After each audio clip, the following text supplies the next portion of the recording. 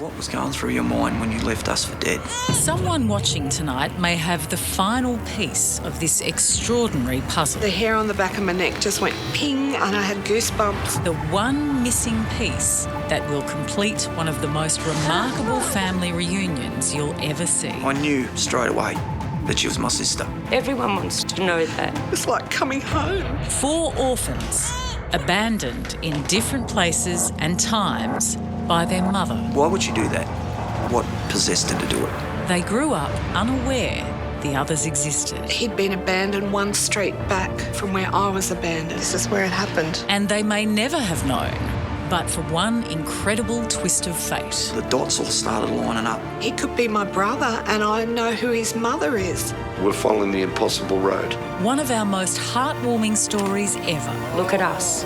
We found each other. We begin tonight with a call for help from a family of brothers and sisters, 4 orphans who found each other under what you'd think were impossible circumstances. All 4 were abandoned by the same mother. They didn't know each other existed. Then a single twist of fate set up an extraordinary chain of discovery. It took a little time, but this broken family came together. Tonight, how absolute strangers became an adoring family with just one missing piece. And as Rani Sadler reports, someone watching tonight may well be able to help these brothers and sisters with their final wish, to find their mum. If there was any chance that Valerie was still alive and happened to be watching this, what would you say to her? Valerie, what was going through your mind when you left us for dead? And why did you do it? We want to tell you that we're okay and we're ready to talk to you if you want to talk to us. And we've done the best with our lives, and I think you'd be proud to hear our stories from all of us. If you are out there watching this and, you know, here we are, like say, we made it and we've found each other and 4 orphans: Steve, Julie, Gary and Kim. Raised in different households, living very different lives, unaware of each other. This is the story of how they discovered they were brothers and sisters, abandoned by the same mother. It's a story that begins with the oldest, Steve.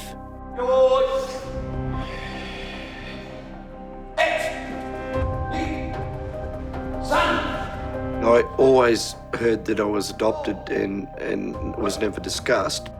Steve Hardy grew up in a loving family, but always felt different and often alone. And I blamed my mother, and I really think I had a chip on my shoulder for a long time because I thought my mother abandoned me in a really bad condition. It was when he joined a karate club that Steve found a sense of belonging. Among his fellow coaches is his wife, Monica. If you've got Steve as a friend, you've got somebody that would really fight to the end for you. He's very caring, he's very, very tough. The dog's on, come on!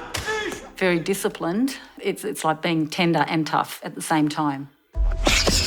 For most of his life, Steve had no interest in finding out who his biological parents were. But the question was forced upon him 6 years ago. He was about to set off for his first overseas trip, the World Karate Championships in Japan. I needed a passport, and we had a lot of trouble with that because I still had no record of birth. And I contacted the government and they had no record. Steve had to find out who he was and where he came from. He enlisted the help of an adoption advisor who uncovered a police file that revealed he'd been abandoned in a movie theatre. Back then, the story made the newspapers.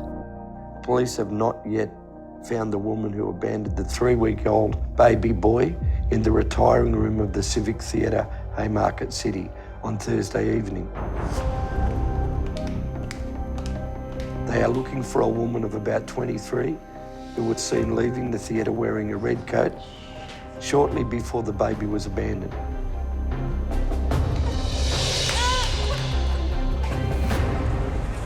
This area here is where the Barclay Cinema was, where now I know my mother's name was Valerie, left me in 1949. And so you were found in the bathrooms? In the ladies' bathroom. In the ladies' bathroom? Yeah. Just sitting there all on your own? All on my own. Don't make me cry. I just can't even begin to imagine what it feels like as a little person, like as a child, knowing your mum left you in a theatre. Yeah. There on your own. Yeah, look, the way I grew up was, I used to say I was always out of focus with everything around me. Everything was real, everything was there, but I was just different. Before Steve could be adopted, the law of the time required that he first be charged with being abandoned and destitute. Records of that court case revealed a few more details about his young life. I inspected the clothing of the baby. I found there were tags of S. Hardy that were partially torn. The torn tags were the only clue anyone had to who he was. S became Steve, and Steve Hardy was adopted and raised by a caring family. For me, it was an ongoing thought that there could possibly be someone out there still alive that had lived a lifetime wondering what happened to a child that she left in a picture theatre. Steve's wife, Monica, felt he needed to know more and came up with a plan to flush out the truth.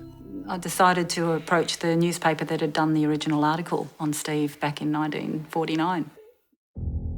Sydney's Sun Herald agreed to do a follow-up story. It was printed in May last year to help Steve try to find his missing mum. What he found instead was completely unexpected. Reading the article at a cafe near her home in Western Sydney was former detective Julie Senior. And there was this big story about Steve. And I started to read it, and the hair on the back of my neck just went ping, and I had goosebumps, and it was like I was reading the newspaper article written about me all those years ago. You know, that he'd been abandoned one street back in George Street from where I was abandoned. I said, he could be my brother, and I know who his mother is.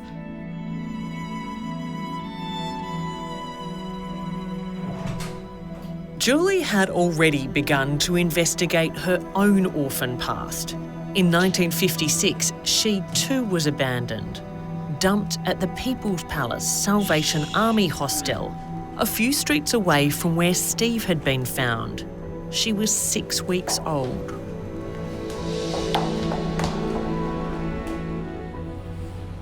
It's difficult to get your head around. Even after all this time, it's difficult to get your head around.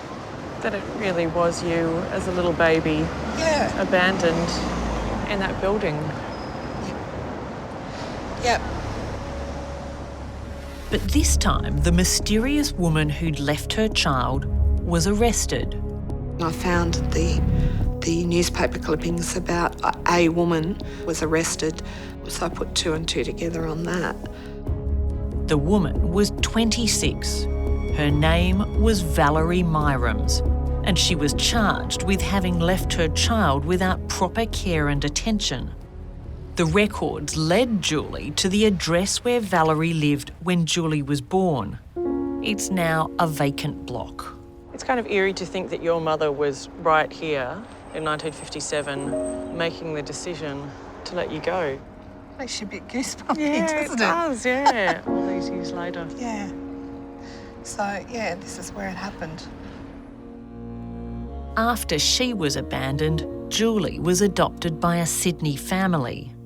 Here, the story gets even stranger. Valerie befriended the family, told them her name was Christine, and at one point tried to take Julie back. She came to our house when I was 3. I don't remember this at all. Mum told me this.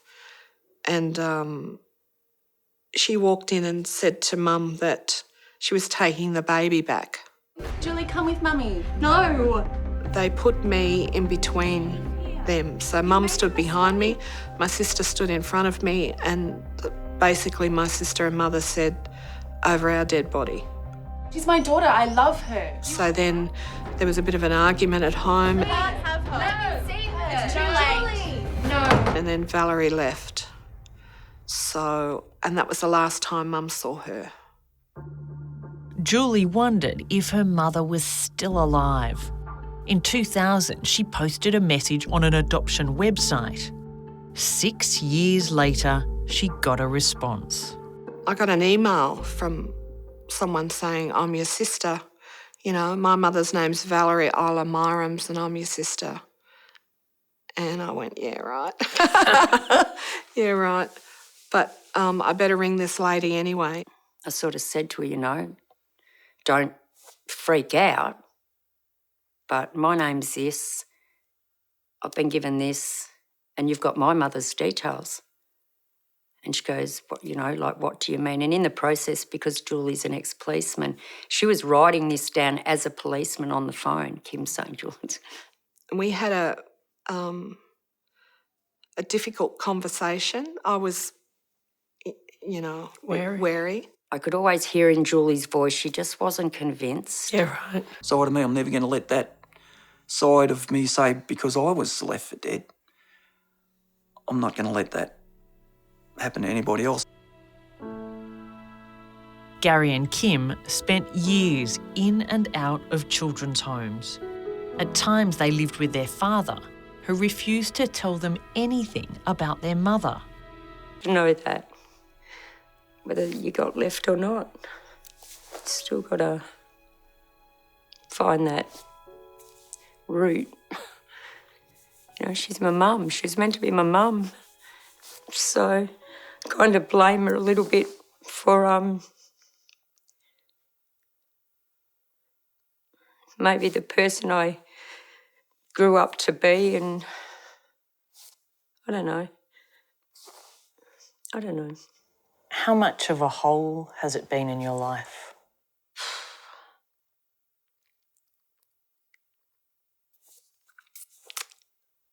Probably from the day she left me. What do you know of why she did that? Do you know anything? Nothing. Absolutely nothing at all. It's the biggest mystery I think we all have, is why? Why would she do that, for a start? And what possessed her to do it? Gary and Kim's hopes of finding answers were lifted when they saw Julie's message on the adoption website. But Julie remained suspicious. She rang me and we talked, and the dots all started lining up, and Julie being a very protective type person, no. I said, I need proof. I need some proof here, you know. Like a good police officer? Yeah, so we went and did the DNA. And yeah, the DNA test come back 99.999. So she's my sister. There's no question about that. I can tell straight away. So in 2007, Gary and Kim made the trip to Sydney, to Julie's house. Hey! To finally meet their older sister.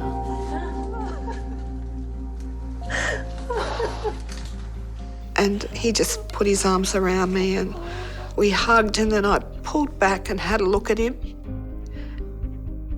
And I just saw his eyes, and it was me, you know, and it was like coming home. I was shattered. I was shaking. Like it was frightening.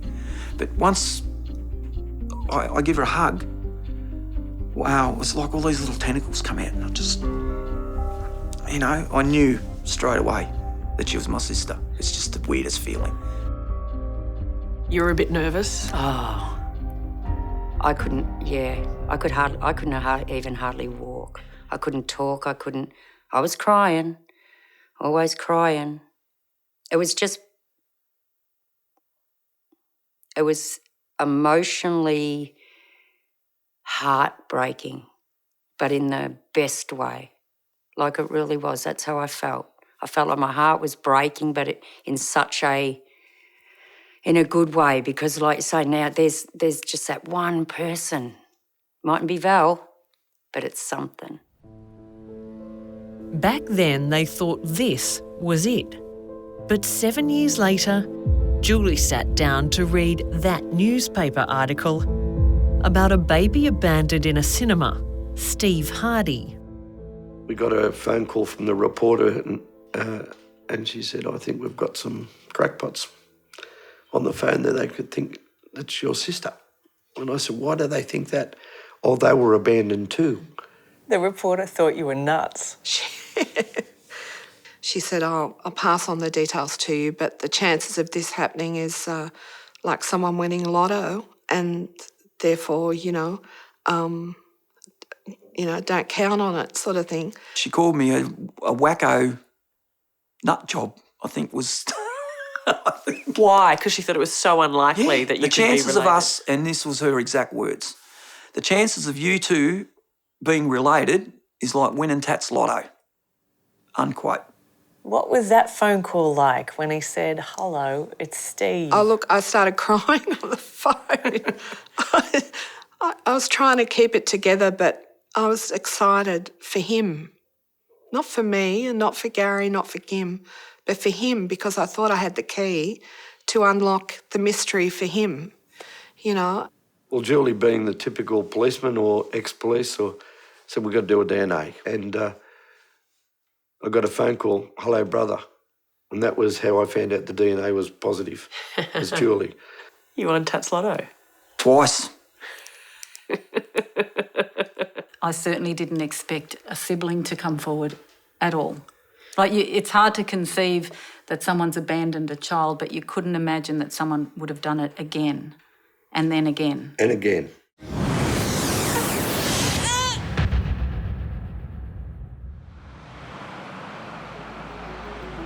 It's a Sunday morning in Ballarat. Here we go. Kim, Gary and Julie are catching up before the big moment. The moment they'll all be together with older brother Steve for the first time. You guys are almost exactly the same height as well. Oh, no, I've got heels on. Yes, so have I. Oh, have you? Yeah. Otherwise we'd be short. Oh, that's Just so red funny. hair, short and red God, hair. I feel so privileged. I mean, I'm always the one that's called the midget. I'm so little. Everyone is nervous because the big brother they didn't know they had is about to walk into their lives. Grab our hands. That's all right. Here we go. Oh. Waiting until it's done. Go up past. Big deep breath, mate. Can go.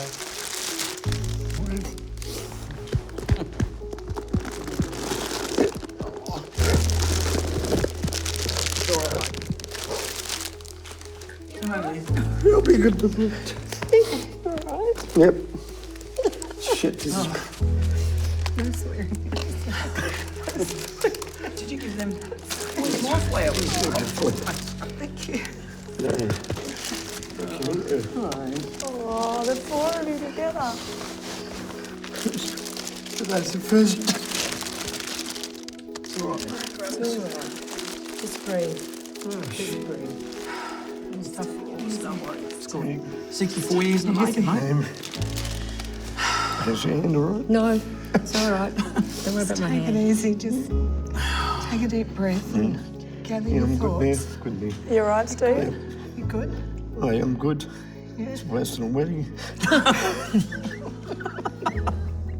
Steve, it's the $1 million question. How do you feel? I think today's the first day of many first things. Yeah. We've got 60 years to catch up. That's a lot of birthday presents. How much has Val missed out on? Heaps. Everything. Because we turned out great kids And that's something I'd really like to show her. I think that would be my biggest... I'd love to stand in front of us, all of us kids, and stand in front of her and just say, you know what? Look at us. Look at us. We found each other. If Valerie appeared, it'd be great, but is that necessary for us to enjoy the rest of our lives? So it would be close to a miracle, but possible, because this is impossible. So we're on the right road. We're following the impossible road. Hey, boy. Hey, darling. Now you've got a big family. From having no family, That's Gary. the 4 orphans now have a huge one. Hi, Matt. New cousins, nieces, nephews, How big is he? and one more surprise for Steve. Have you ever in all your life seen a photo of your mum? No, I haven't. Would you like to? I would. How many more? Just turn that off for a second. You're a pain in the ass. So this is Valerie. Strike me. Strike me? Strike me. Have a look. Look at that. Look at that. That's your mum. Wow. Funny, it doesn't look that fuzzy. Yeah, I know. Very old, though, isn't it? Yeah, but still, it's something, isn't it? Yeah. What you kind of thought? I sort of do Sort of, see yeah. me, you know. I never thought about it, actually. She looks like you, Kim. I've got her shaped face. She looks like you. This is just Use a round, fucking not night. But it's shy. big sharp, Meg's point. Pass me by one summer day, flash those big brown eyes my way, and oh, I wanted you forevermore. Gary, who's one of many singers in the family, has invited his quartet along to help celebrate this special day. A family together. But there's one person who's still missing. We just want to know that you're okay and that you're happy. And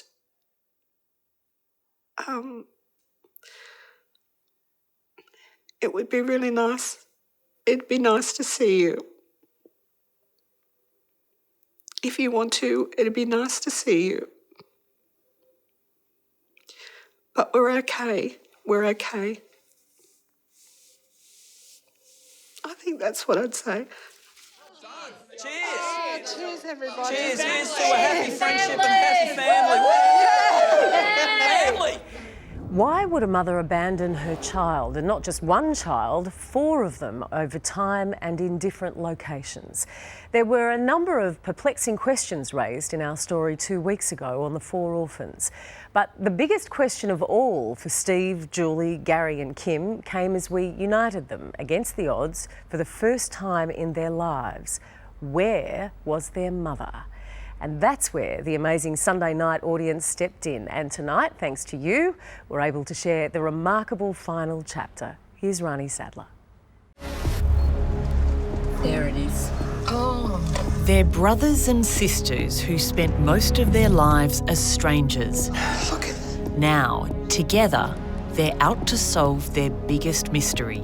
I'm amazed at the amount of information that's come forward after 60 years, in my case, of nothing. Oh, that's the hotel. Abandoned at different times and places by the same mother. United in their quest to track her down. So we've got a photo. You got that? It's actually amazing. It's amazing. It's amazing. We found her. I truly can't believe it. Destination on the left. That's it there.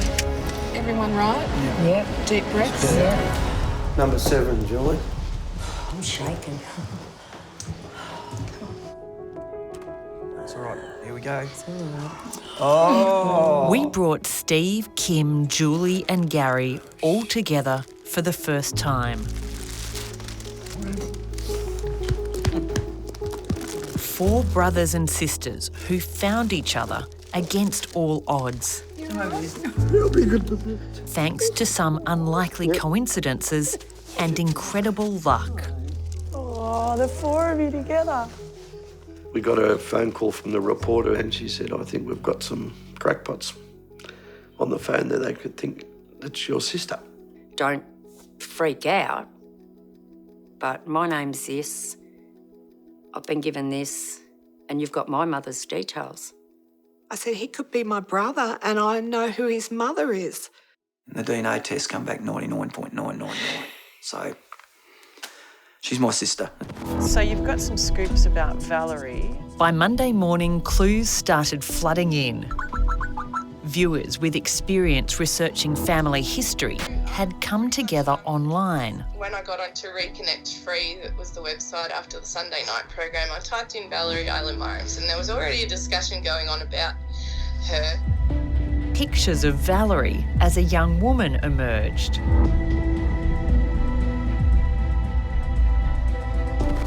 From the electoral rolls, viewers tracked down what appeared to be a series of name changes, with one unusual middle name in common.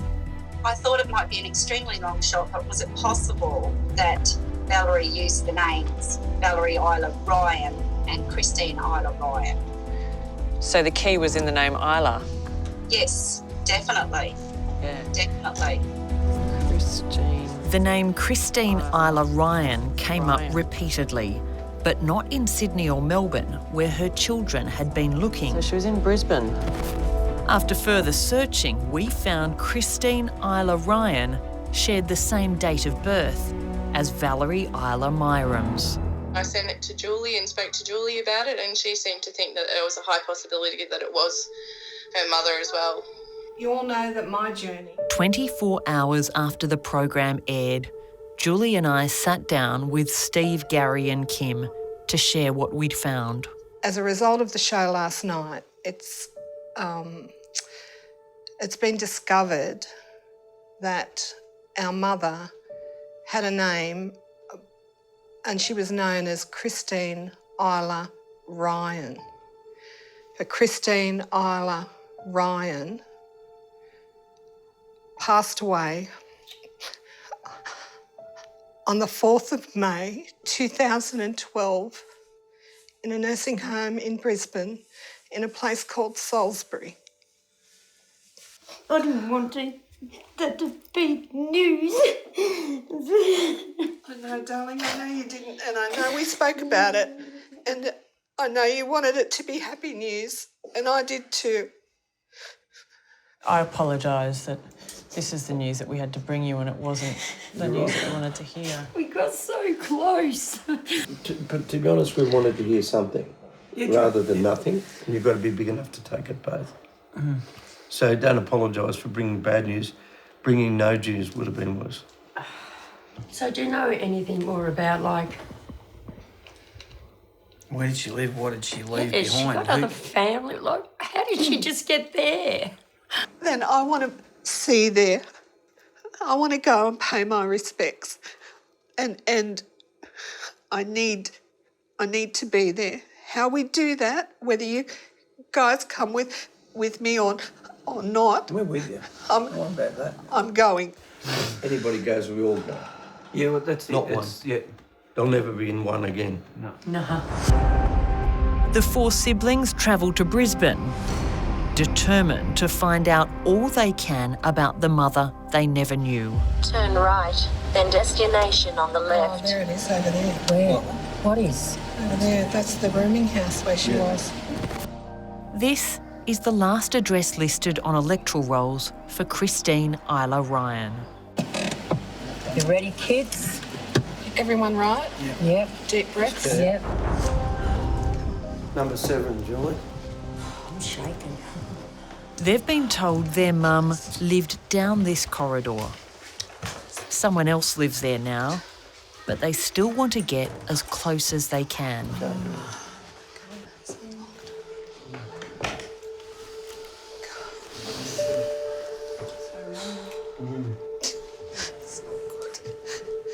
From the room next door, a man emerges. Bob Forrest had been Valerie's friend. She was the most lovable lady you could ever meet. Was she? She was. She was Yeah. bloody beautiful. Yeah. And did she say much to you, like about her life or No. about us? I used to try and get stuff out of her, but So she never spoke never about mentioned it. not us? Would or? not, no. Would not bring anyone, let anyone go. Small lady? Oh, yeah. Do any of us look like her? I was just thinking you. Oh, here you go. And there it is.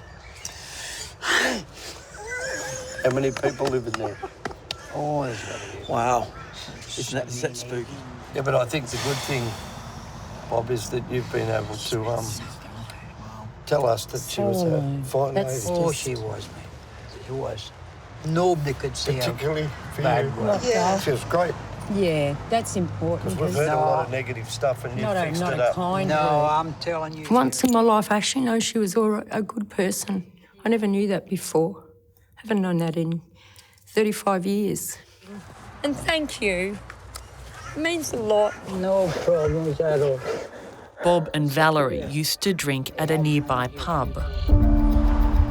So that's the hotel. That's the hotel. Used to frequent. It's called the Underdog. How appropriate. How appropriate's that? Oh my God. That's kind of even a little bit sad too. I feel sad for her. I can't help it. And that pub is on the way to one more key destination in the later life of Valerie. There it is.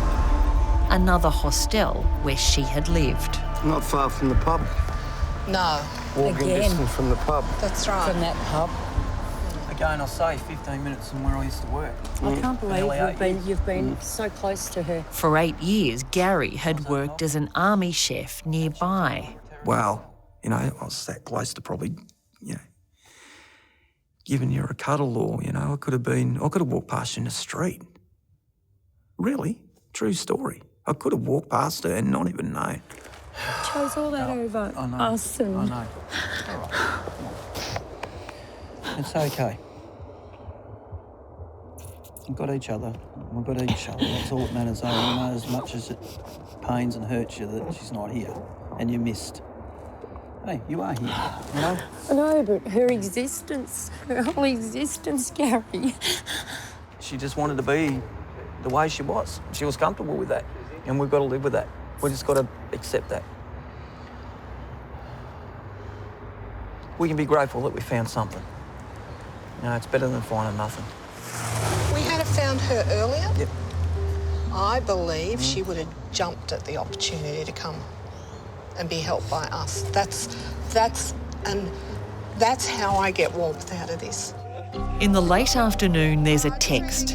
It's the most exciting discovery so far. And she's found a picture of your mother. Have you been listening about this? Best wishes, Kirsty. Don't you dare pinch it this Best photo. wishes, Kirsty. No one touches it until there's 4 copies. Joint down. So we've got a photo. You got that? Yeah. Viewer tips have led the four to the nursing home where Valerie spent her final years. I can't wait to see the photo. I just can't wait. I'm so excited. I might make me cry, but I'm excited. Then take the second left. Until now, they've only seen photos of their mum as a young woman. Thank you.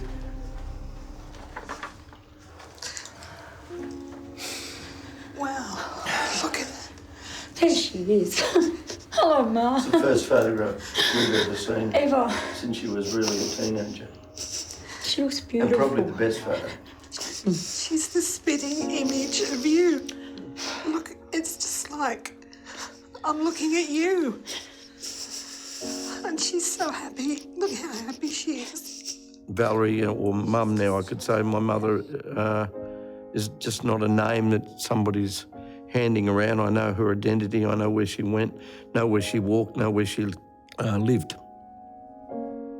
But where is Valerie's final resting place? Until yesterday, the only images we'd seen of Valerie Isla Myrams were grainy photographs taken more than half a century ago.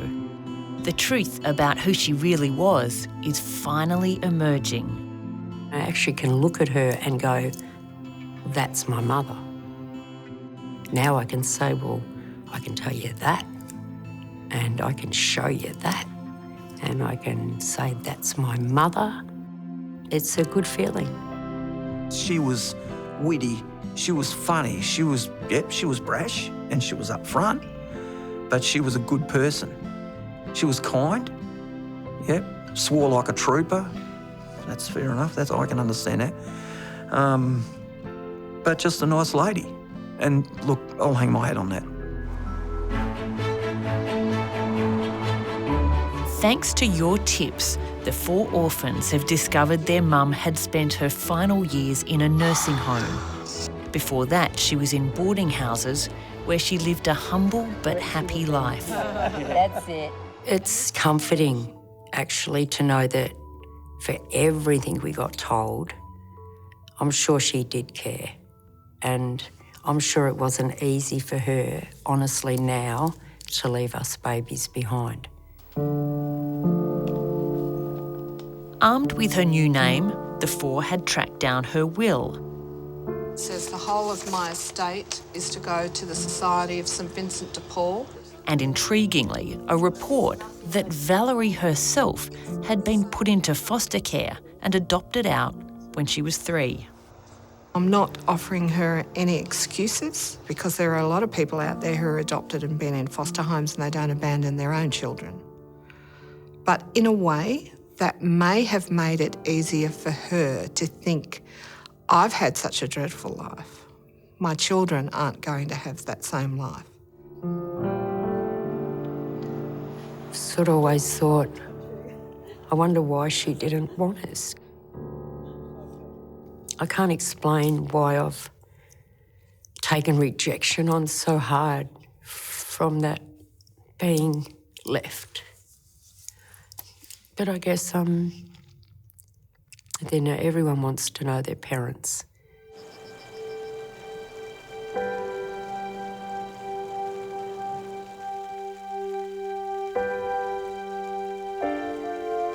After so many years spent looking for their mum, their search is nearly over. Records from the Public Trustee's Office lead us to where the ashes of their mother were scattered in the nature garden of a cemetery north of Brisbane. Mum, I'm your oldest son, Steve. This is Julie, your second child, Gary, your third, and Kim, your baby. We have finally come to know whether you're at peace, and we want to thank you so much for bringing us into the world and giving us the opportunity to live our lives. And we just hope you are at peace now, and we certainly have great memories now, and we will never forget you, and we'll keep your memory, your smile, your fun, what we've heard about you alive in our minds. I love yous all, hey? Do you forgive your mother? 100%. There's nothing to forgive. I could have been an abortion. I could have been mistreated. To me, that's worse than being abandoned. There's people that have their children that treat them very poorly. I'd rather be abandoned than that happen. Because when she left me, I had a good life with my adopted parents.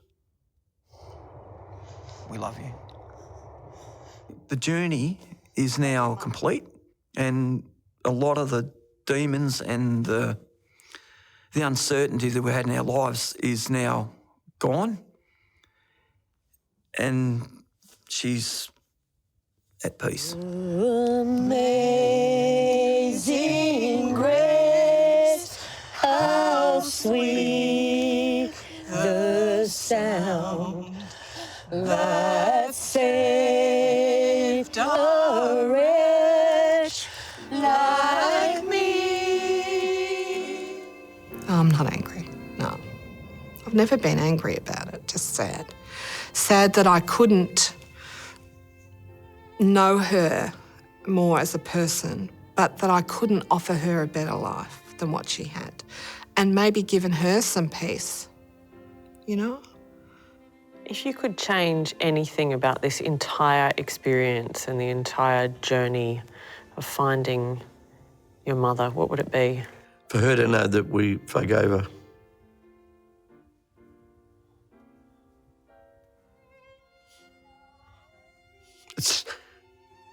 That's it. I once was lost, but now I'm found. Was blind, but now I see.